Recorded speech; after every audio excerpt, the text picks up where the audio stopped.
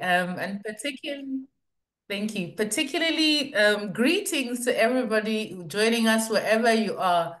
This has been indeed some of the work that has led to what we do today as Zanga African Metrics. And it has been a pleasure to collaborate with Doreen, our business psychologist, on really deepening and sharing further insights about how we can increasingly bring information about how people actually show up in the workplace to serve not just business results, but individual growth. And so, having spent the last decade as an executive coach in Zambia and across the continent, I feel that the conversation today is going to bring you into some insights about why did we even think about working on a leadership assessment? And why does data matter? And why do we need to understand the cultural differences across different parts of the world and its influence on how people show up in the workplace and how people lead? It really started from trying to continue to support leaders in Zambia to grow and seeing that there was a pattern across the continent. And then insights started to come down about the differences and how we could maybe, as Africans, contribute to the body of knowledge on leadership development from our own perspective. So, good evening, good morning, good afternoon. I don't know where you're joining us from. I'm joining you from New York this morning. And thank you, Amadeus, back to you. Thank you very much, Nankhonde. We are very excited and thanks for making time. I know it's pretty early in New York, but we are all excited to have you. And indeed, wherever and whenever you're joining us, you are most welcome. Welcome to the colleagues who've just joined us. We're just getting the conversation started. And maybe let's start by framing this discussion. Why are we even talking about culture now? When we talk about culture, what do we mean? Specifically in context to high context and low context cultures. What is this event? Okay. So, you know, we are talking about culture in the context of its, maybe starting with its definition. If we think about culture, culture is referred to a group of people and how they distinguish themselves through their beliefs, their values, their traditions and behaviors. And so you can see that any group of people and how you can observe how they operate, how they behave, is drawn from different norms and practices that become customary and part of their identity. And so culture is expressed through practices, through language, through behaviors, and is passed on through generations. And so when I talk about a group of people, I'm talking about even societies, I'm talking about organizations. And so I want us to start with a definition of culture. And culture is that observable distinction or difference that this group subscribes to and actually manifests. And so when we talk about culture in our context, we're talking about then in organizations, there's a culture in organizations. And this culture is normally deliberately engineered and designed to trigger certain conditions in the environment. So by certain practices, norms, and beliefs and values, the idea is that there will be a certain environment around the people that they appreciate and want to work with because they believe it helps them thrive, it reflects their identity and what's important to them. And so in the organizational context, culture is important because for organizations to be able to implement their goals and achieve their strategic objectives, they bring groups of people together. And these groups of people come together from different walkways, different backgrounds, different norms, different experience, and different beliefs. And so organizations engineer a culture because they're saying, I respect where you're coming from. You've got certain practices, certain beliefs where you're coming from. But here, for us in this organization, with our strategy, our mandate, we believe that these values are important. We believe that these norms and practices are important to how we will not only create an environment that we want to belong to, but also that will create the conditions for productivity to deliver what we do. And so culture in the organizational perspective is that engineered DNA or that engineered identity an organization embodies, which reflects its identity.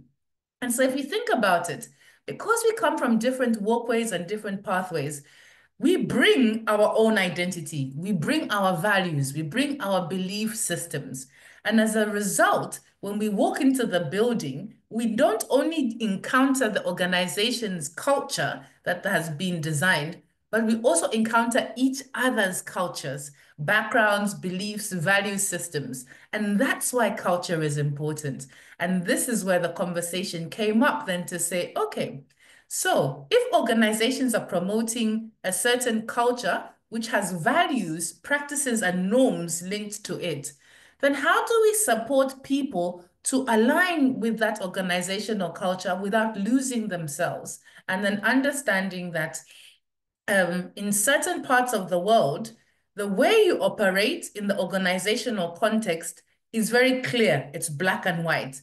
But in other parts of the world, it's not so clear. There's so many traces of the culture. And this is what began the journey to understand high context and low context cultures. What is the difference in different parts of the world in terms of how we move into organizations with our own national, cultural, traditional identity?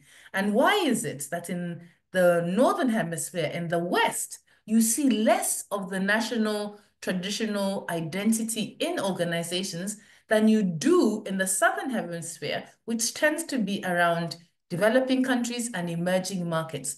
There's something that's happening that you notice in emerging markets and developing countries where the culture seems to dance together within the organization. Although it's not named, it's very present. So this is where this is coming from. Fantastic. Thank you so much. When did you yourself first become aware of these cultural differences? Tell us just a little bit about your journey, your awakening to what you've just shared with us. Wow. So I've been coaching over the last more than a decade, but prior to that, I was a diplomat for the United Nations. I spent 10 years working globally in New York, Geneva, Senegal, and Malawi. And by the very nature of the mandate of the international organization that I was working with is the crossing of different cultures. And so I was propelled into this world coming from my own culture as a Zambian, and my strong identity as an African into a world where professionally my own ambition took me to working with people from different countries at different levels. And so professionally, my own experience exposed me to understanding that we can work for organizations because we believe in what they do and we can find our professional role in there. But to achieve the results, we work with other people. And by virtue of the United Nations, most of the people around the tables I was meeting with, getting results with, and working with were from different countries. So I always, every day, would walk into different cultures. And as a result, one of the things I started to have to practice and change in the way I showed up at work was communication and understanding that why was it in some cases, some people would understand clearly what I'm trying to say, and others, I would find myself repeating, or I would find myself getting offended. And that was really the beginning from my professional career and rising in the corporate ladder of experiences around culture. And I'll particularly say this because I started to see how some of my own values and what I believed to be true about how you build relationships and how you work effectively with people were being demonstrated differently by others. And I had a very good German friend, Daniela, who was one of the key people later on in my career who really exposed me to the differences in in high context and low context cultures, and we're going to explain what, more about what the high context and low context is. But coming from Zambia, coming from Africa, coming from a traditional beliefs and value system of community working together, also coming from a culture that is quite conservative, a culture that is polite, not necessarily always communicating what we're thinking. I would find myself in meetings and conversations with Daniela that were really difficult to handle because she'd be very direct. And, when things were not getting done, she would just say it out loud and point it out. If you didn't do it, she would say, Nankhonde didn't do it. And I was like, this woman. But, I thought we were friends. I thought we had built a relationship. And then I started to encounter through my professional experiences how I changed into appreciating the organizational space, but also the differences in culture. And this continued and went on throughout across Africa and across Europe. So my own encounter with different cultures started professionally, and also went on personally when I met my husband. My husband is Dutch, and we met in Malawi in the working both for the UN. And again, I'm married now into a different culture. But I've always been exposed to culture because growing up in our house in Zambia, there were always different people around us. And as you know, Zambia is actually such a melting pot and should I say, a stew of different tribes and different backgrounds coming from across the country with 73 ethnic groups. It's something we grew up with, and it's something that was ingrained to say differences are part of our fabric. And, even in humanism and growing up with Kaunda, it was always about, you're human first, but then you are a Zambian, then you are your tribe. So I had that, but it was more coming from a mono type of experience in Zambia because we were all Africans, we were all Zambians, but from different tribes. When I went abroad, I was now going to this poly combination or poly multiple population and mix of cultures. And so that threw me into a different experience of culture. Fantastic. Thank you so much for sharing your personal insight.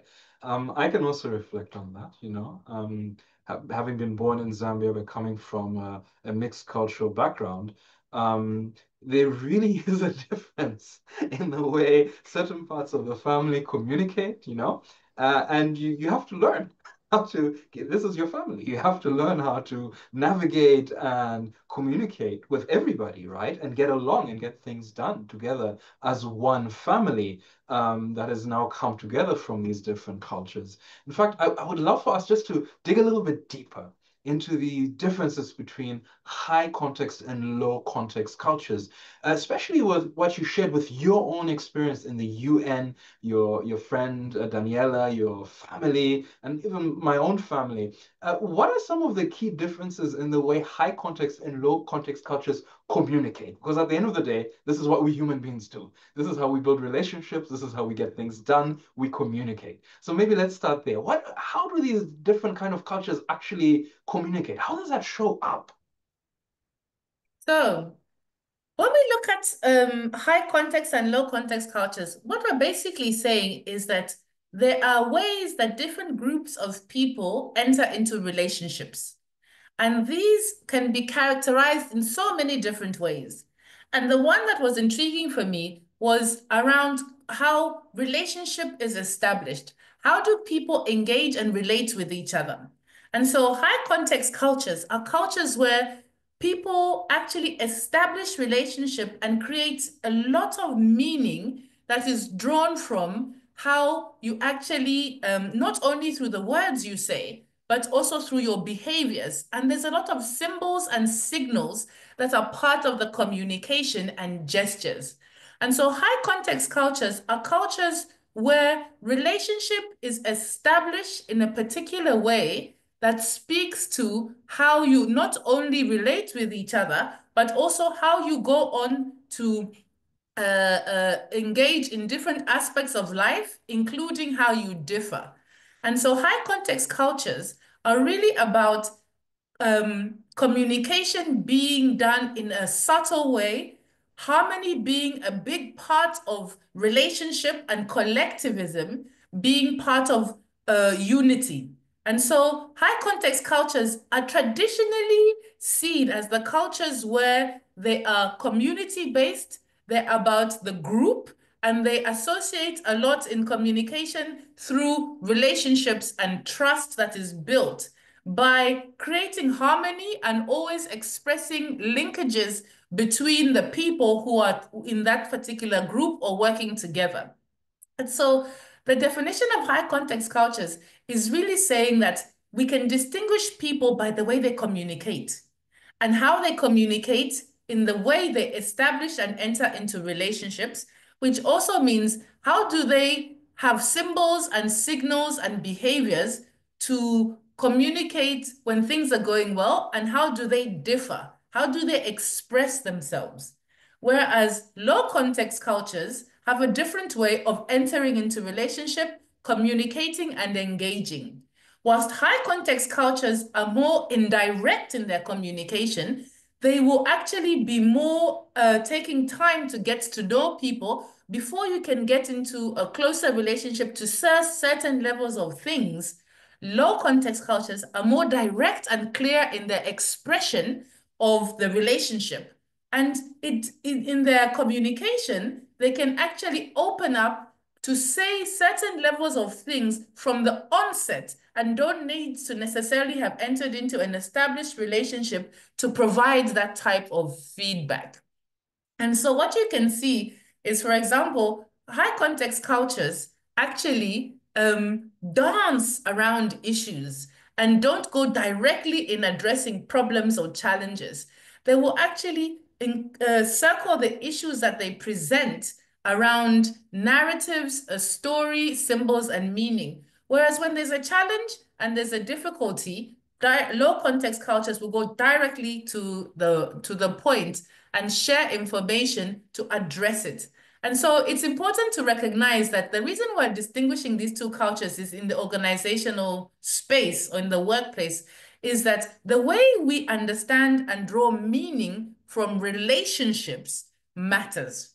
The context of the relationship matters because this affects then if communication is the main way we get things done in the workplace, how we then understand what relationship is and how to communicate effectively is different. That's why high context and low context cultures matter.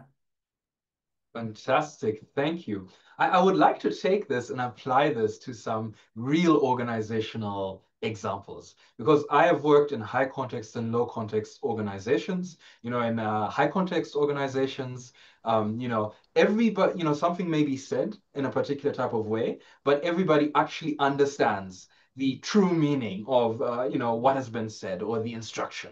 Whereby in, low context kind of environments and low context organizations, people prefer written clarification, values, and also standard operating procedures. A perfect example is McDonald's or any kind of food franchise, if you've ever worked there while being a student abroad, you know that there's a procedure for everything. There's a procedure how you clean, how you prepare food, how you serve clients, how you receive payment, and people accept that. They find that very natural and they're very comfortable with this. So I'd love just maybe for you to give us one or two examples around things like, things we deal with in organizations every day, like meetings, giving feedback, positive and um, positively critical, and things like conflict, how do people manage conflict? I imagine it's quite different between a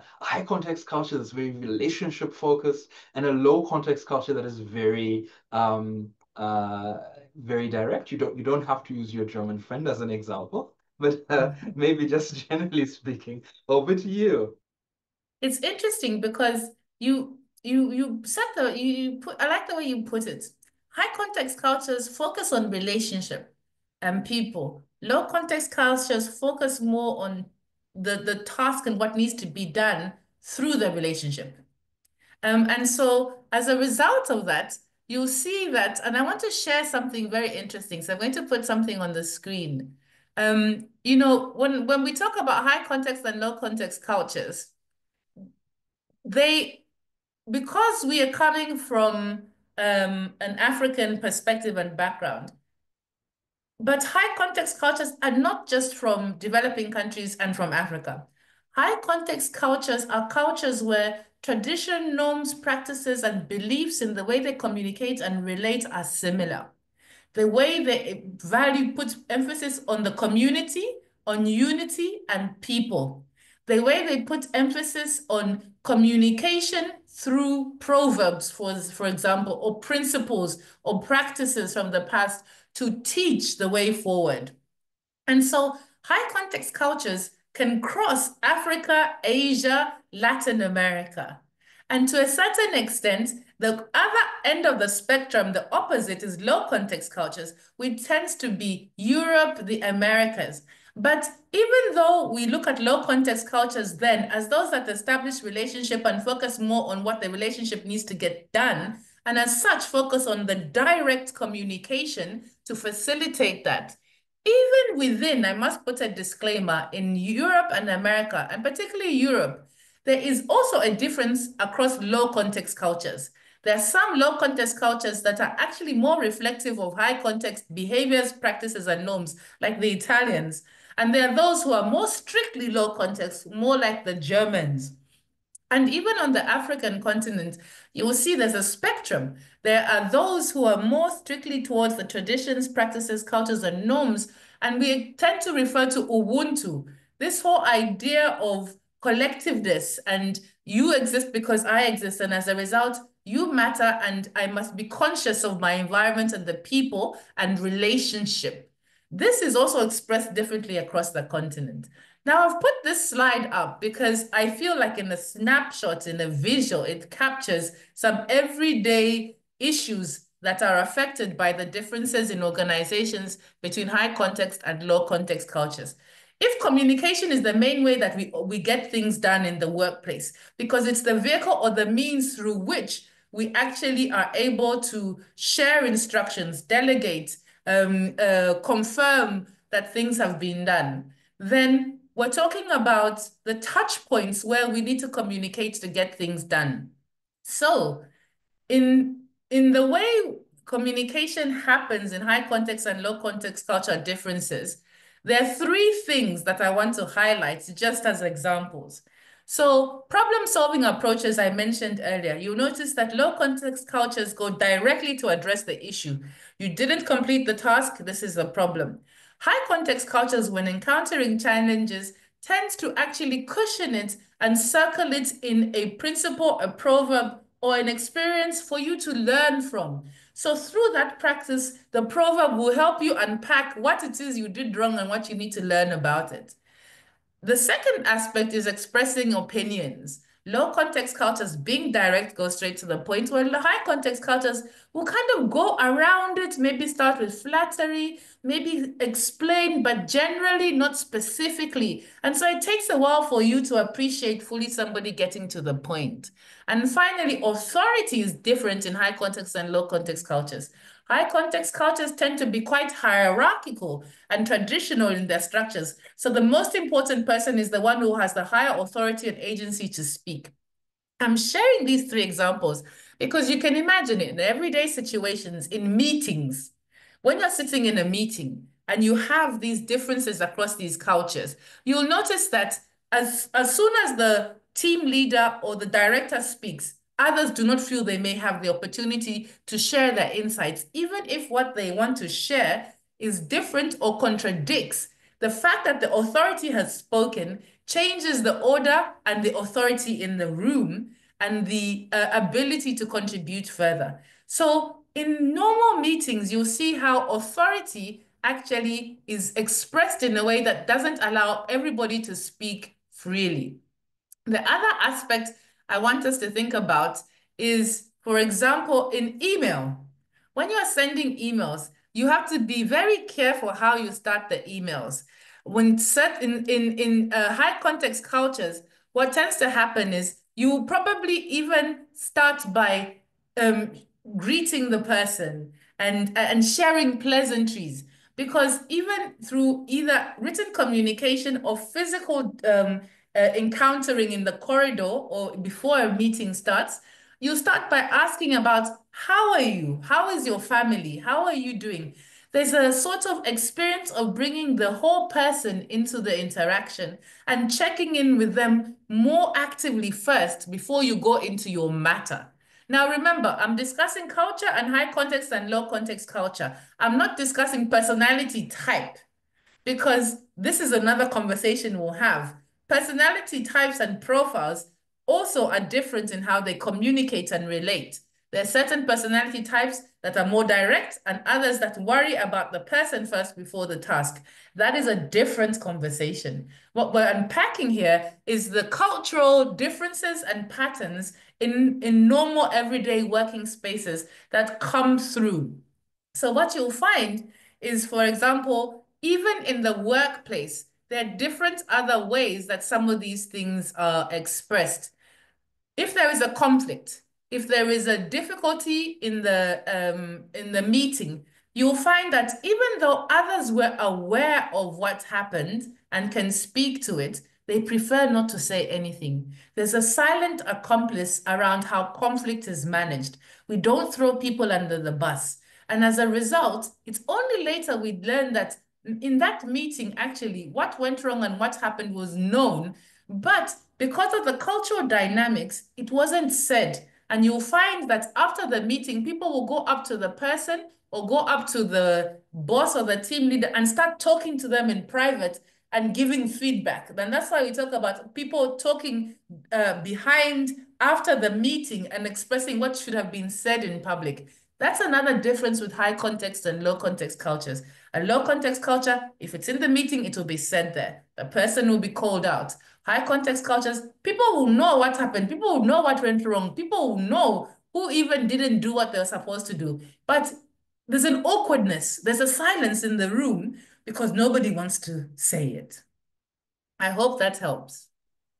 Very much. And I love how you've already transitioned us into some of the leadership implications of this, the differences between high and low context cultures. One thing that I know will be of interest to everybody on the call is as a leader, how do you adapt to these different contexts? I'm reminded of a story that was once shared by an acquaintance with me, who told me about the conflict she had about going to a British school and then coming back to her African parents. And in the British school, if she didn't look the teachers in the eye, they got very upset.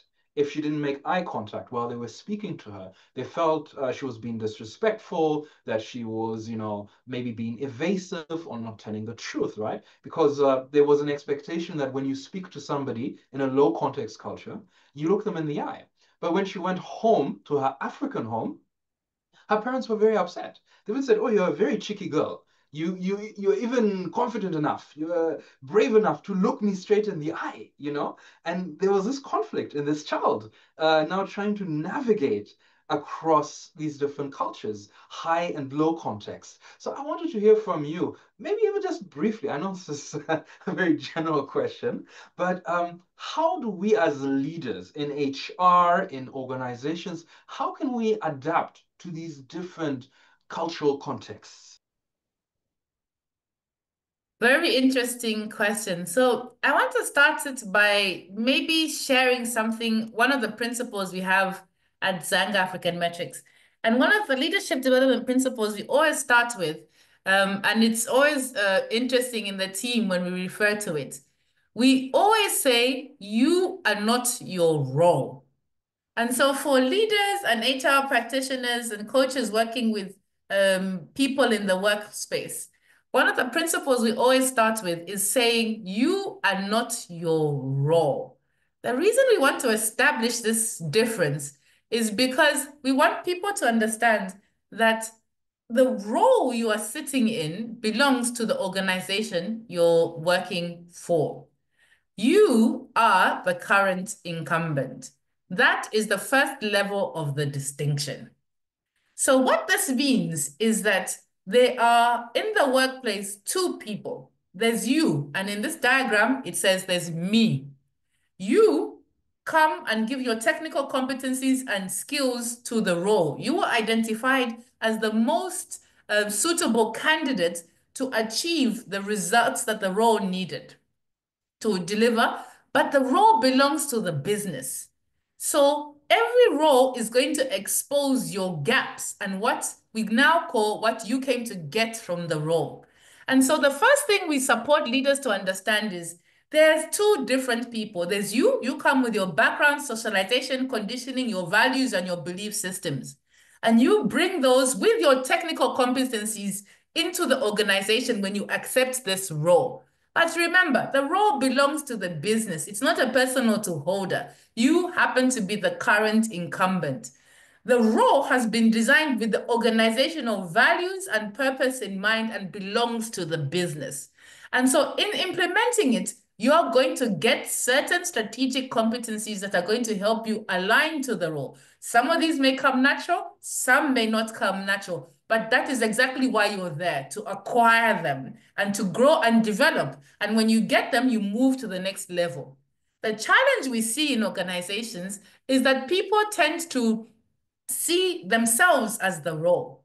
And so when you get feedback, the feedback is to what you did, because the business may not be seeing the results in the action you took or implemented. And so the first point of feedback is to understand what was the feedback to the role and what it needs to correct to get the business result. And then second, what is it saying about me? What feedback is there for me? Because I am on a leadership journey. I am on a growth path.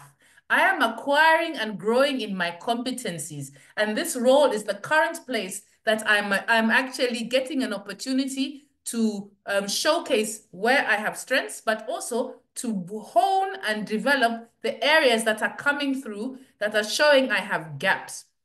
In the workplace, people tend to mix the two, so they take it personal. But you must realize that if anybody had done what you did and the result was positive or negative, they would have gotten the same feedback.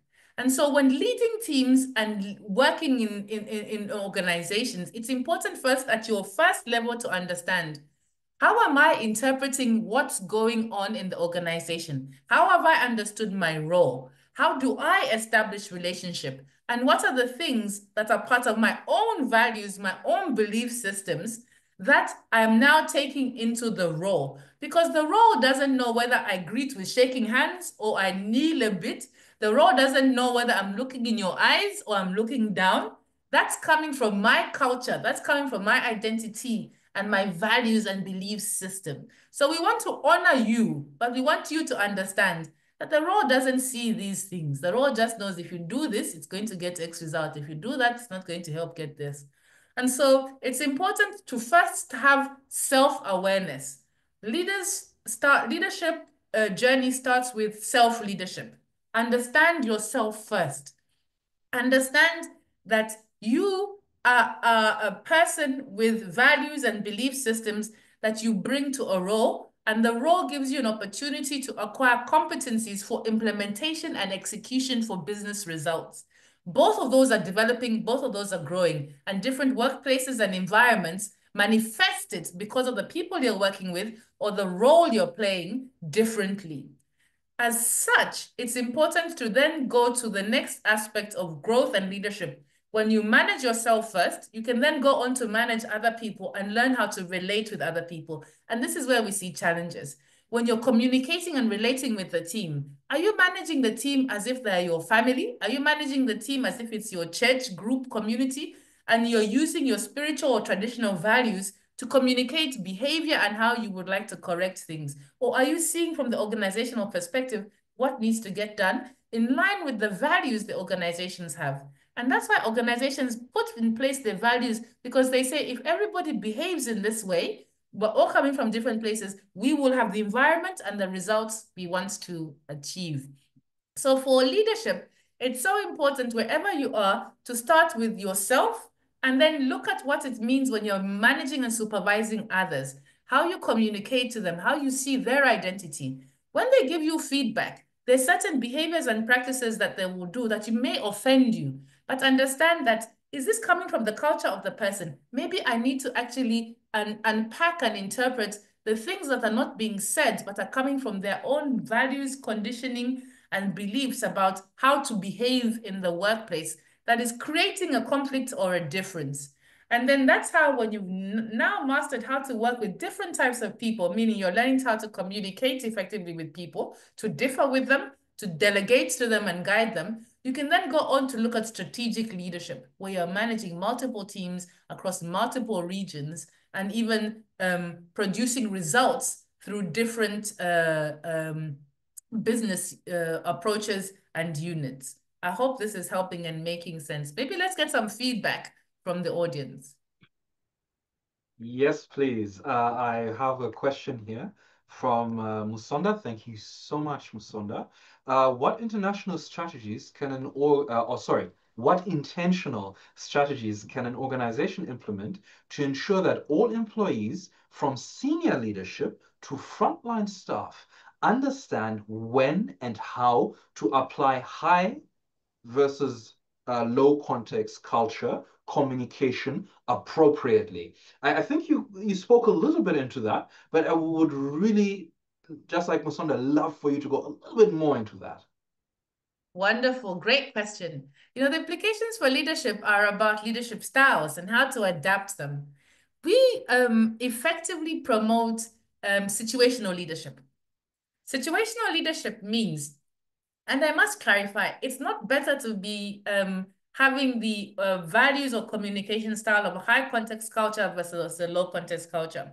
It is what it is. It's the distinction between the two and how the impact of them affects everyday activities in the workplace, and how you need to be sensitive and aware of where the culture is coming in and is bringing in a different interpretation, a different way of making sense of what's happening. And sometimes these rules are written and sometimes they're not written because they're coming through behavior.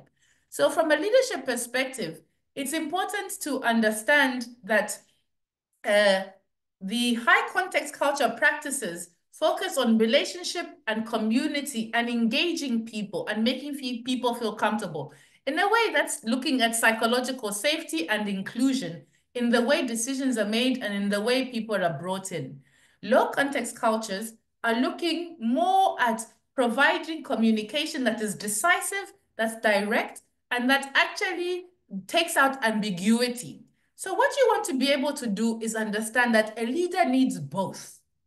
And that is where situational leadership will allow you to understand that I appreciate the different leadership styles.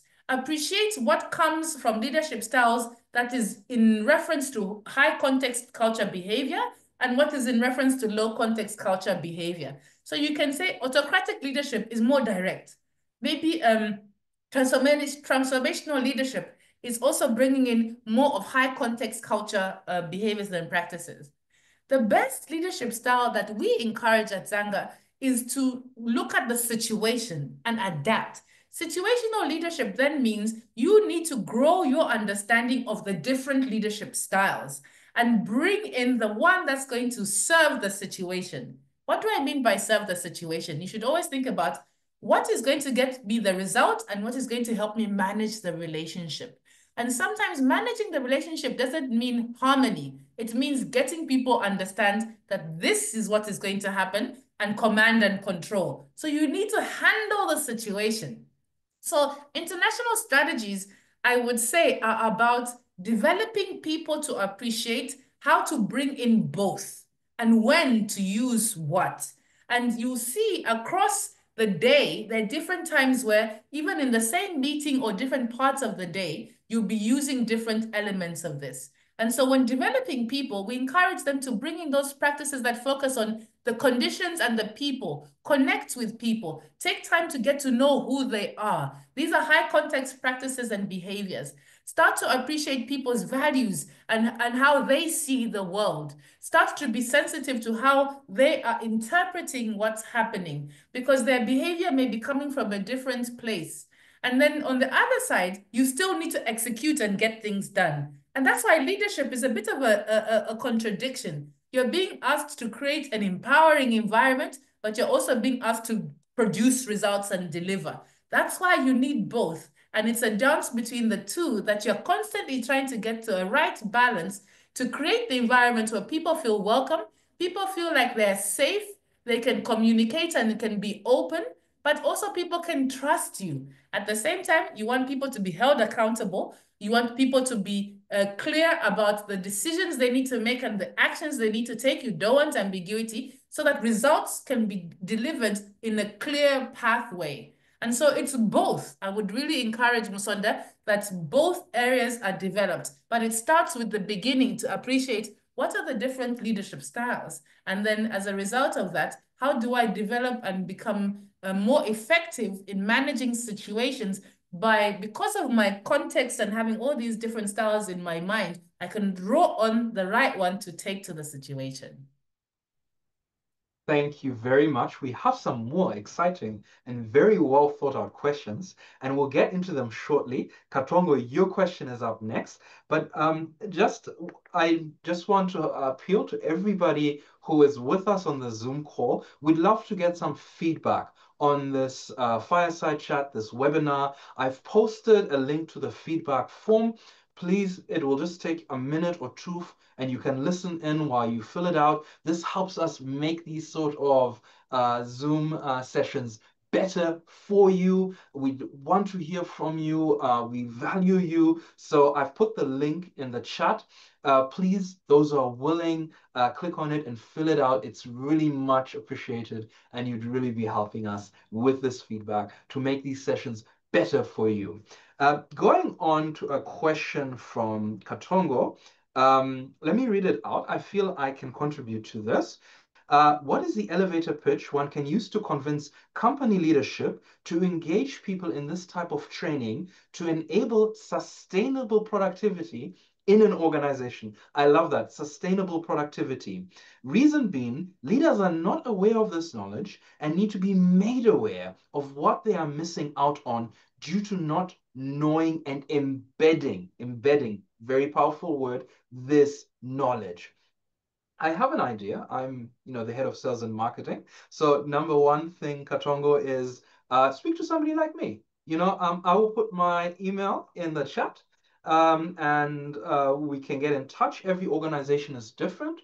We do actually help organizations with this as Zanga. At the very least, we can have a conversation.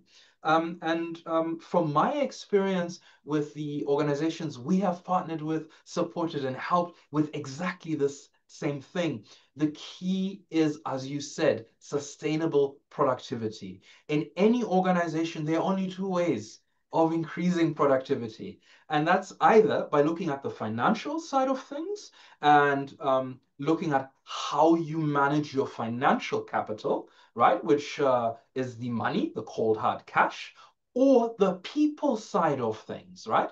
There are only two ways of raising productivity and achieving goals. You put in place certain financial strategies, but you also have to look at the people management aspect to increase productivity. And that's definitely something Zanga can help you with. I'm dropping my email in the chat. Please reach out to me. We can have a chat and we can see how we can best support you on this. Nankhonde, I don't know if you have anything to add on that. Great, you nailed it. It's investments in the human capital that enables the financial capital. And so a lot of the times organizations look at sustainable productivity as inputs that you have to make investments in. And so this investment in increasing awareness about how to support people is talking about how do you ensure effective communication? What are the competencies of effective leaders? Effective communication, building high-performing teams. These are the means to the financial and business results. And so the investment here is into the human capital to effectively be able to manage high-performing teams and sustain high-performing teams. And this is why the investment in people and such trainings are so important, because these are the different inputs that help build high-performing teams. High-performing teams will not only deliver once, but they will get to a rhythm and a routine of productivity that goes on to sustainability. And this is how I would put it. So thank you for that question, Katongo. It's very critical. And our assessment tools help establish the baseline to understand what is missing and where are the gaps, where are the strengths, and how can you then complement it? That's why we use data. We use the analytics to actually help you have a roadmap to build those competencies. And it even goes beyond just the data. It actually has an impact on the organizational culture itself, because what you get is people who are driven by information to actually develop learning pathways that can deliver the business results in a sustainable way. Thank you very much, Nankhonde. That is much appreciated. Again, thank you so much to everybody who's in the process of giving us feedback with the feedback form linked. I am just reposting it. Please give us feedback on this session, what you'd like to see in future sessions.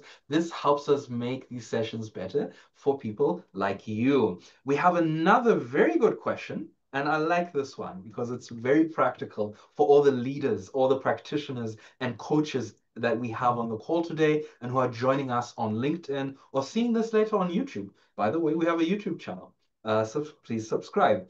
So Tico asks, how can you reflect about your own leadership style to inform how you implement situational leadership? I think there's some deep reflection already ongoing there, Tico. So over to you, Nankhonde. How can you reflect about your own leadership style to inform how you then implement situational leadership? Wonderful. One of the ways to do it is to get feedback. And so, especially if you're in a supervisory role, the reason we do 360 assessments, and we've had a session on this, so you'll definitely find this on our YouTube, is to get feedback from your key stakeholders, the people around you. They can actually give you feedback about how they experience your leadership, how they experience how you get things done through people. So that's one way of using information from outside to actually inform where you have strengths and where you need to develop. But what it also does, it gives you some information to increase your own self-awareness about your leadership style, because sometimes we don't always know our leadership style. The other way to do this is also through coaching. It's having this feedback mechanism and these conversations and mentorship to give you feedback for you to reflect and communicate about what are the things that are important to you. You'll be surprised to bring that relationship between how you lead and your values. Your values really speak to the things that matter to you. And as a result, there's the way that you engage, the way that you find is appropriate, or the way that you actually find a meaning and offense in things is through the things that you value. And so when you get clarity about your values, you get clarity about the things that matter to you in the places you work and with the people you work with. These increase your own self-awareness about who you are as a person and what matters to you. This carries into your leadership style because you'll notice if you're people-oriented, if you value relationship, if you value communication, you will focus on those types of building environments when you're working with people. If you focus on achievements, if you focus on security, financial security, for example, your values come across in how you lead and the things that you prioritize. So first of all, you want to get in tune with yourself as a leader to understand what are the things that are important to you. And we always do like a values exercise for people to get clear about the things that matter to them. And then with that reflection in place, you then go into the leadership journey to actually understand what do we talk about when we're talking about leadership.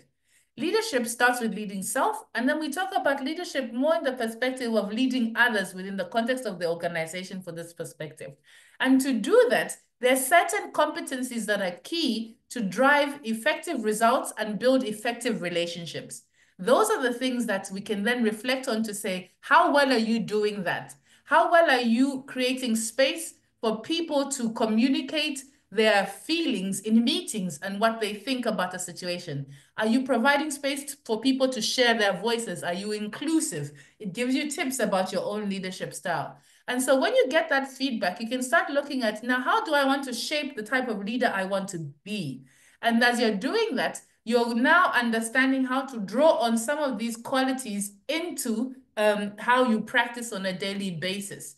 And situational leadership basically says, observe the situation, observe yourself and what you naturally get drawn to do, and understand, is what I naturally feel like doing going to help achieve the results and manage the relationship?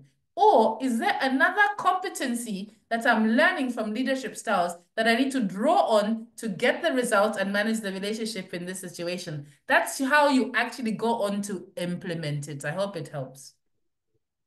Thank you so much. That is very powerful. I love the linkage between understanding the difference between high and low context cultures, the leadership journeys, and how that actually starts driving results as a situational leader. And that's what we are called to be and to build at the end of the day in the organizations where we serve. Situational leadership. Um, Thank you so much to everybody who has participated and who has shared. Um, are there any other questions? We've come up on the hour. I know you may have other plans, and Nankhonde herself may need to get off the call. But we're still open for one last question. Is there anybody who has one last question that they really are dying to ask? We'll give you a few seconds to pop it in the chat and to answer this. In the meantime, if you are looking to apply what you have learned in today's Fireside chat, if you're interested in seeing how we could potentially support bringing this information to your executive leadership or to your organization, my email is in the chat and we can have a conversation and see how we can support you in this journey, because leadership is a journey. Nobody teaches you how to lead. You learn it through experience, exposure, and education. And we are here to support that journey in Africa and beyond. So I'll just pop my email into the chat one last time. This is my direct email. If you'd like to find out more, if you'd like to have a conversation about how Zanga can potentially support you in this, let's have a conversation. As Nankhonde mentioned, our assessments and our analytics provide a baseline. We provide you with a map, and we give you an indication on where on this map you are. And then you can plot your way forward. The start in any journey is understanding where you are. Then you can pick a direction and walk, drive, or fly in that direction. And that's what Zanga is here to do for you. If you're in Africa, Asia, the Middle East, we are ready to support you. Alrighty, it looks like there are no other questions right now. We want to sincerely thank you for coming and being part of this. Thank you to everybody who joined us on Zoom. Thank you to our audience on LinkedIn who have streamed this. And I thank you for those who will be watching this on our YouTube channel. We really appreciate you. We hope you got value out of this. Thank you, Nankhonde, for taking the time. It's early in New York. We appreciate you coming here and giving us your insight, your energy, and just your love for sharing this information. Thank you so much. God bless all of you, wherever and whenever you are and you see this. And we invite you to our next session. We have these sessions on the last Thursday of every month. You can find us on LinkedIn under Zanga African Metrics. We always advertise any upcoming webinar, fireside chat, and session there. They are free. You are most welcome. You can sign up for our mailing list so you never ever miss a session. And we hope to see you soon. Welcome to the Zanga community. Nankhonde, any last words from your side? No, just to say thank you. And we really love the fact that we're working on bringing in our identity and the strength of culture. We have a culture as Africans, and it doesn't leave the door when you walk into the office. It comes in with you. And that's what we're embracing, that there's different meanings and different gestures and behaviors and values that are at play, but they can coexist in the organization, and we can learn and develop leaders to be safe in their identity, but also still be able to operate effectively in the organizational culture. So thank you, and please look out for more. We are preparing to produce our first annual report, and so look out for that space where we share more insights and also for our next webinar. Thank you, Amadeus. Thank you, everyone. Thank you, everybody. Have a most blessed day and much love to you. Goodbye. And don't forget to follow us on LinkedIn and YouTube. Bye-bye.